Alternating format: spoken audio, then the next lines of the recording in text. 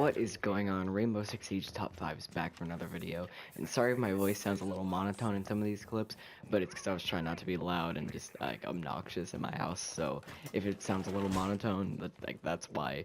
But today's video is going to be the top 5 things you should never do in Rainbow Six Siege. So I think you should all agree with this. Trust me, I've seen these things happen way too much, and they're just not supposed to happen. So without further ado, let's get into the video, and if you enjoy this, leave a like please. It helps out channels like me greatly, and maybe subscribe if you like my content. But see ya after the video. The number 5 thing that you definitely shouldn't do is just scan on cams constantly, because it's like really pointless and it doesn't help, because I see a lot of people do that, especially in casual. It's like you go and throw a cam, or not throw a cam, but just on any cam, they go, they check it, and then the people are outside, and so they spawn on it constantly, show it, like they spot it just to get all the points, or just to constantly show. Maybe they think it helps. Mostly I've kind of done it before just to get a ton of points randomly, but then it just constantly lets the enemy know that they're getting scanned, so they look around and then they shoot it. But like if you threw a Valk cam in a special spot where they like aren't going to be looking for it, they won't notice it if it's not on and you're not on it. But if you're constantly sitting there scanning, it'll just completely give it away, and then they'll shoot it, and then that's just a bigger like disappointment to the team. So that's why you shouldn't constantly scan on cams. Number 5 is number 4 is going to be like a two-part thing. So it's kind of has to go with rushing in the objective. And so for part 1, it's don't rush in the objective, because you're just gonna, like, for some people it's kind of different, because like if you're Ash, you're 1 speed, you're made to kind of go rush in and kind of breach. That's why you have the breaching gun, grenade launcher, so you can rush in and kind of shoot everybody and get it all messed up and dazed. But like for most of the time, if you instantly rush in without checking or without being careful, you're just gonna get insta-killed by a Capcan trap, or you're gonna get frost, or you're just gonna get outright killed because you just rushed in, weren't thinking really.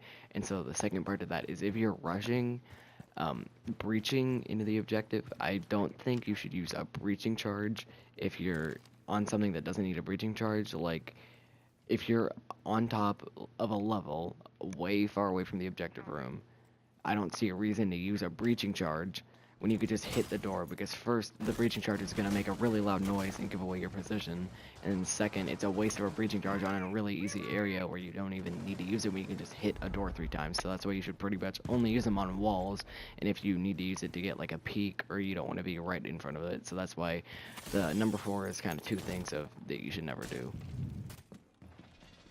The third thing you should never do is an interesting one, because I see a lot of people do this. It's usually like lower levels or casual players. But I mean, I play in casual a lot, but just because I don't want to play in ranked. But the thing is, people always do this, and it's a really unsmart thing to do. And I'm going to tell you why. Objective room, especially when you're the first or last person alive. So if you're the only person on your team left against people that are rushing in the objective room, and you're sitting there in a corner thinking that you're going to be more hidden if you're prone.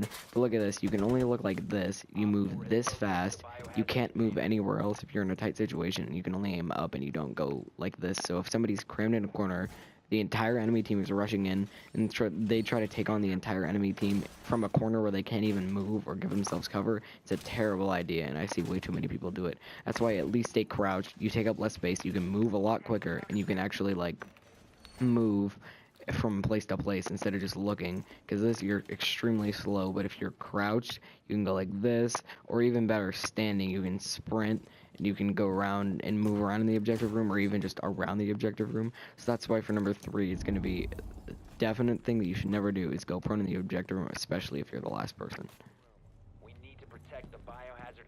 Number 2 for the things that you should never do is definitely go spawn kill without setting up or having any like regard for the team.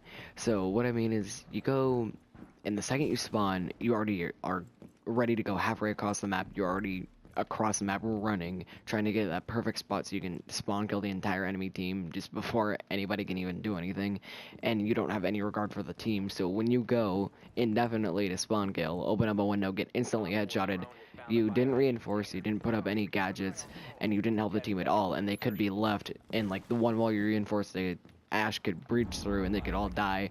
So that's why you should just never go spawn kill without reinforcing or setting up at all. It's just a nuisance. So you should always like at least reinforce, like at least, because that helps us the objective room stay fortified and let enemies not come in. And then put your gadget up. It doesn't take long. It'll take like 45 seconds, which is the amount of time, and then you can still get across the map while the enemies are still outside, and you can still be fine. So that's why number 2 is just don't spawn kill before setting up, because you're not doing any help for the team.